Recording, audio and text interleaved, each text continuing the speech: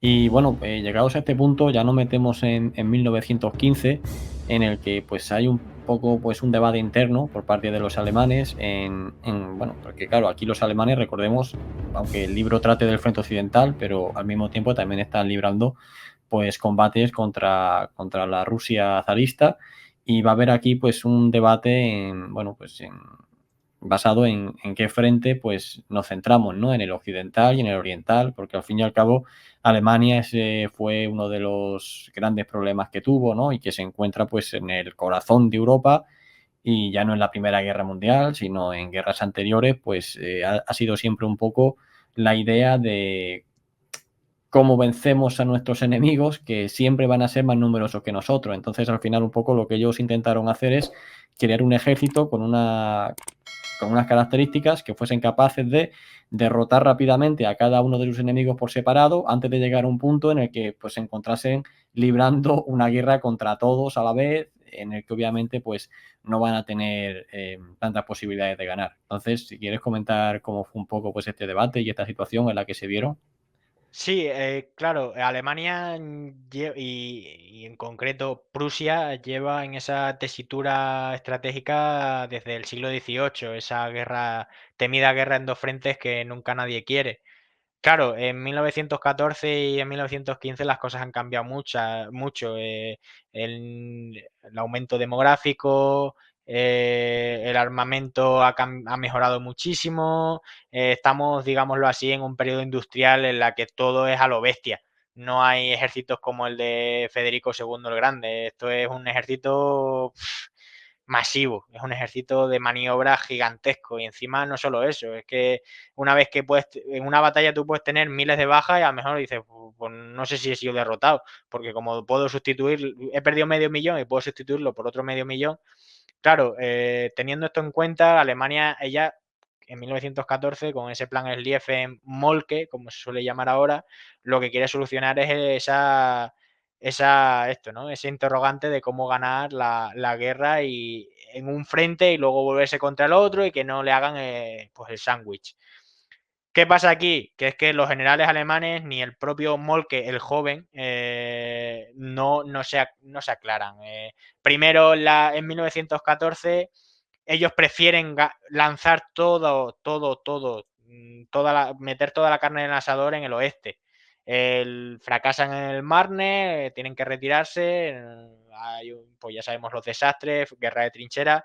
Claro, aquí ya empieza a haber una discusión. El frente occidental queda cerrado por esas trincheras y por esas fortificaciones que que empiezan como pequeñas líneas de una o dos posiciones de fondo y al final tienen hasta 7 y 8 posiciones de fondo con 10 metros más de alambre de grosor, o sea, una muralla subterránea, por así decirlo. ¿Qué pasa con esto? Que Alemania, dentro de Alemania, viendo eso, hay muchos generales que dicen, pues a lo mejor tenemos que mirar hacia el este y tenemos que ganar primero a Rusia antes que ganar a Francia. Total, no podemos hacer nada en Francia y en Bélgica.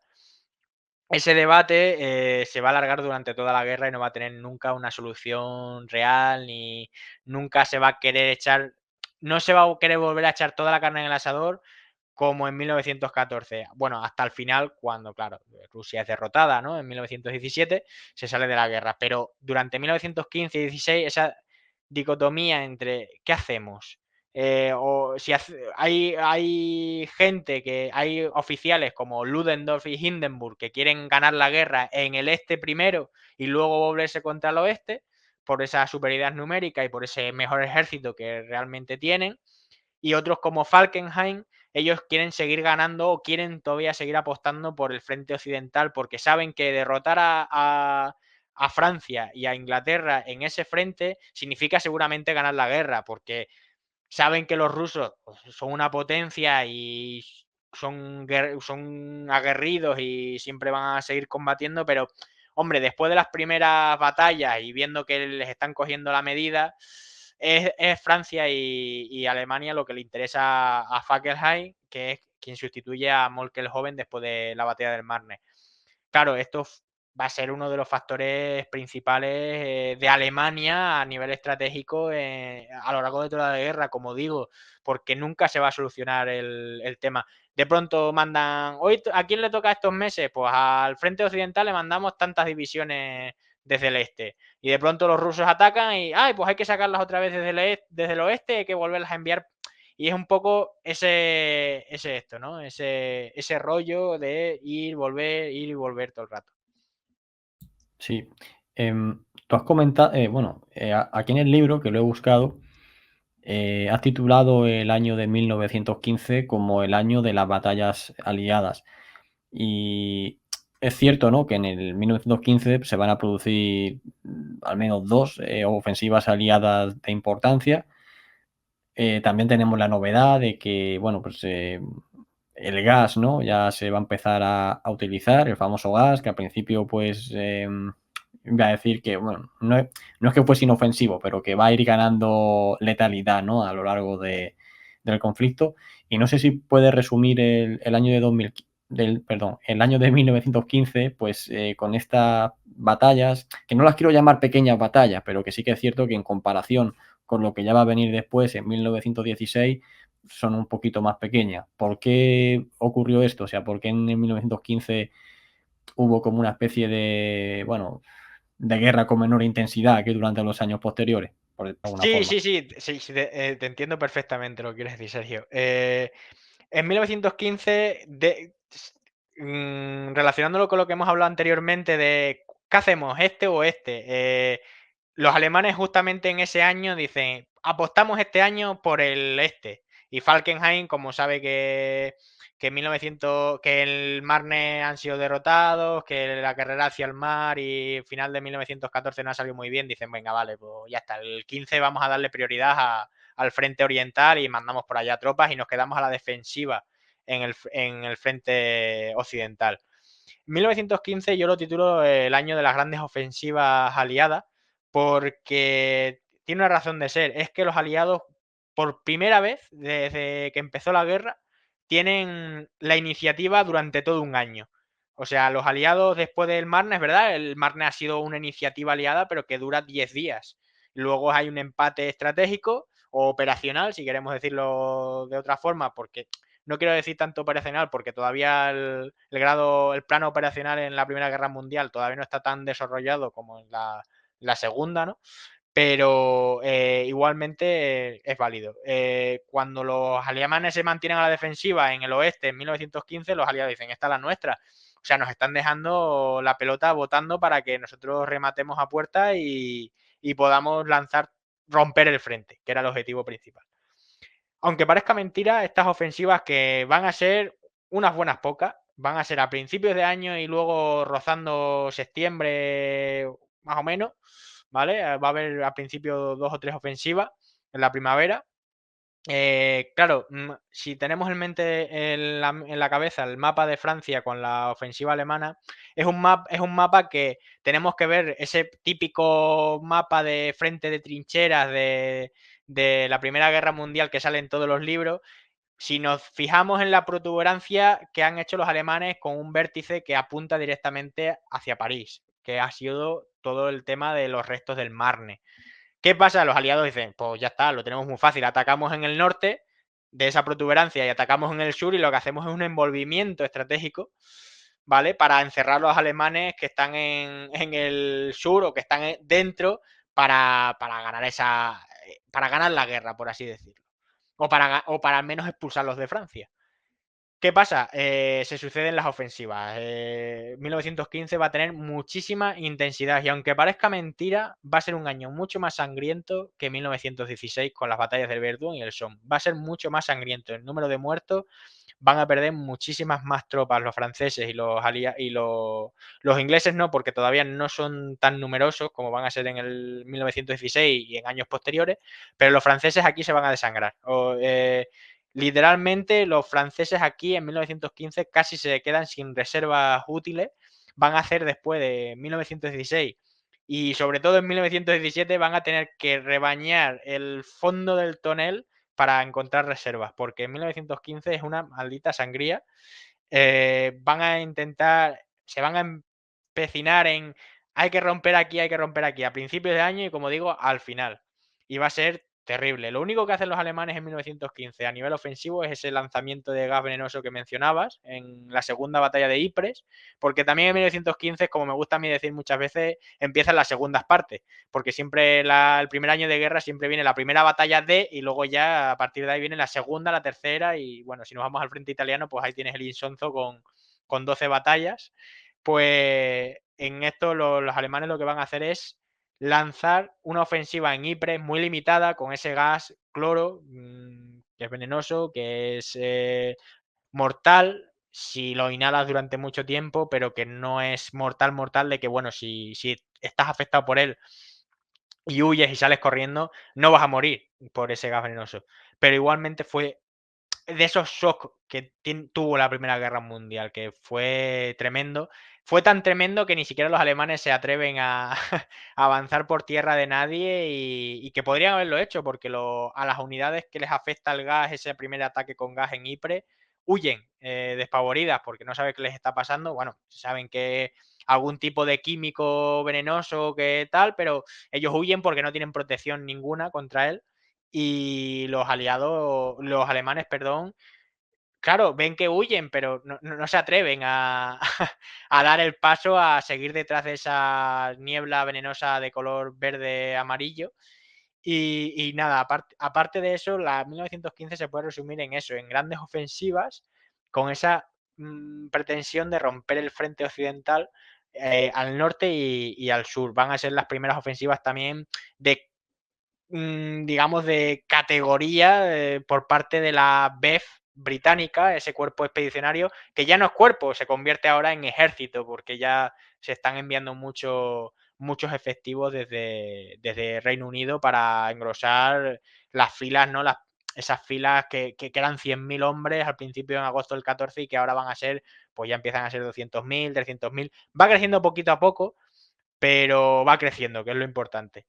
Pero ya digo que 1915 no es limitado, ¿eh? No es limitado, son ofensivas pisando a fondo, por así decirlo, y van a causar un increíble número de bajas. Y en el libro esto lo relato, vamos, ya te digo, con detalles para que la gente se dé cuenta de que fueron ofensivas, como digo, más sangrientas que el Somme y Verdún juntas. Que ya es decir. Sí, y yo lo que te quería preguntar es si, porque claro, estamos hablando de que en 1914, pues, bueno, sí, se estableció, ¿no?, el sistema de trincheras y tal, no pudieron avanzar, y va a ser en 1915 cuando las trincheras, pues, se pongan a prueba, por así decirlo, y se empiecen a sacar conclusiones, que a lo mejor en el momento en el que los franceses comiencen a lanzar esta ofensiva pensaban o podían pensar que las iban a superar, a lo mejor no con facilidad, pero que las iban a superar.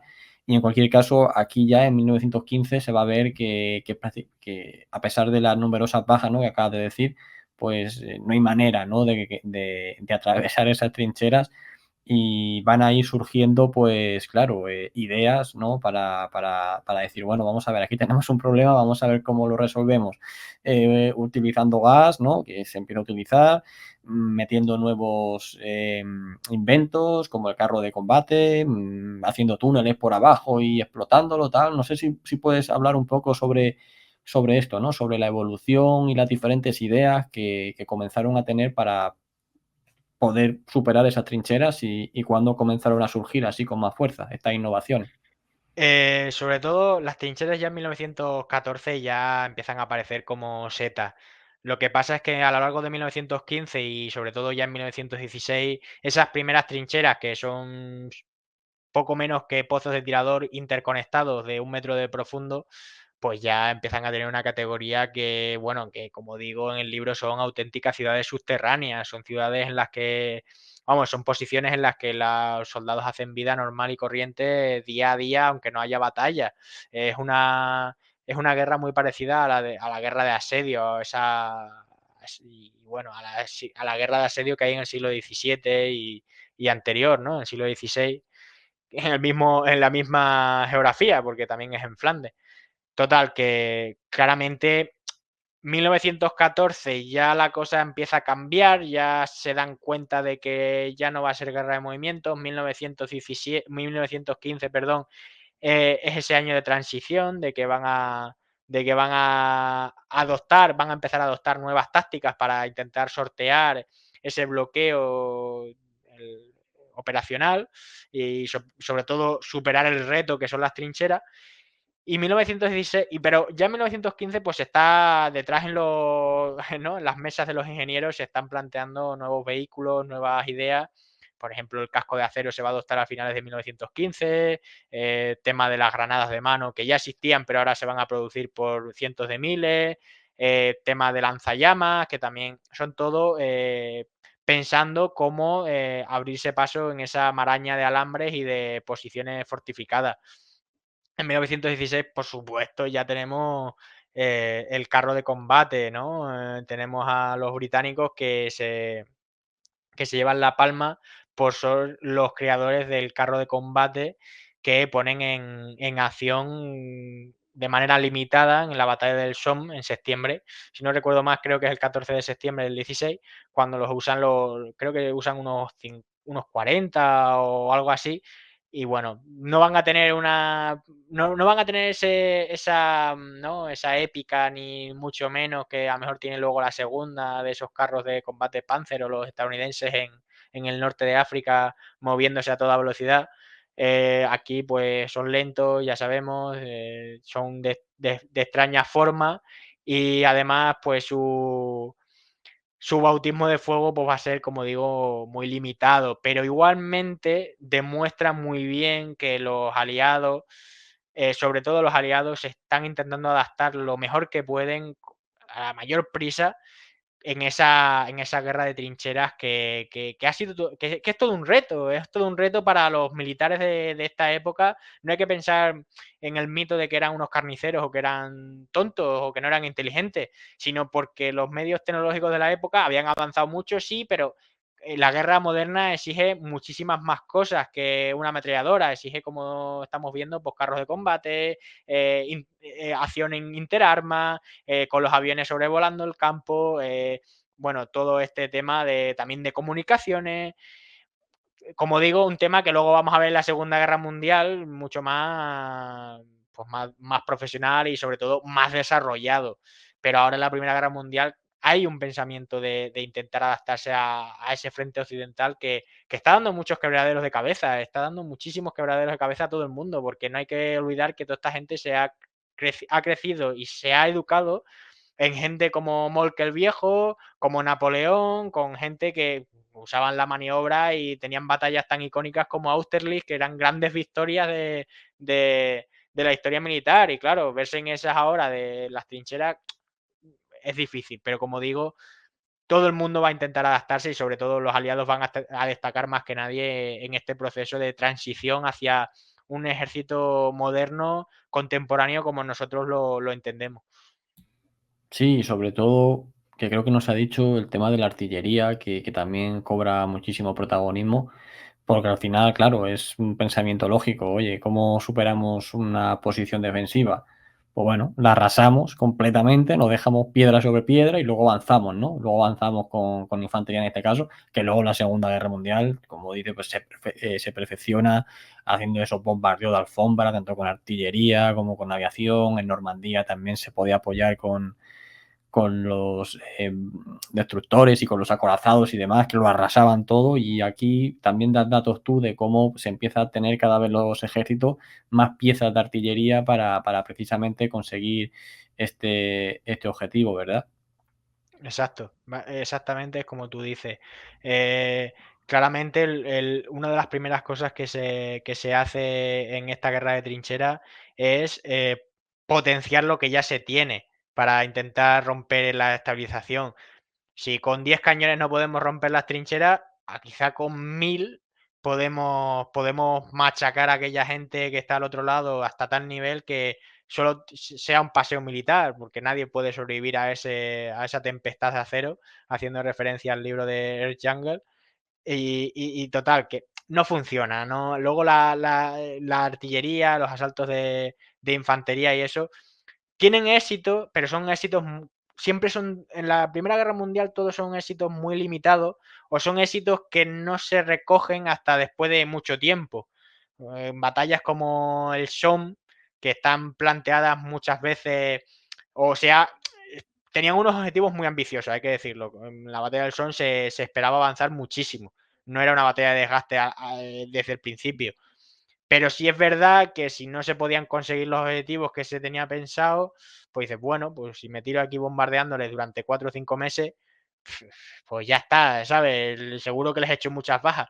Y batallas como el Somme, que son. Porque los tanques son una cosa muy. Una poquita cosa dentro del Somme, van a ser luego más en el 17, cuando tengan más importancia. Pero en el Somme, por ejemplo, los alemanes tienen unas bajas terribles que ya no pueden sustituir.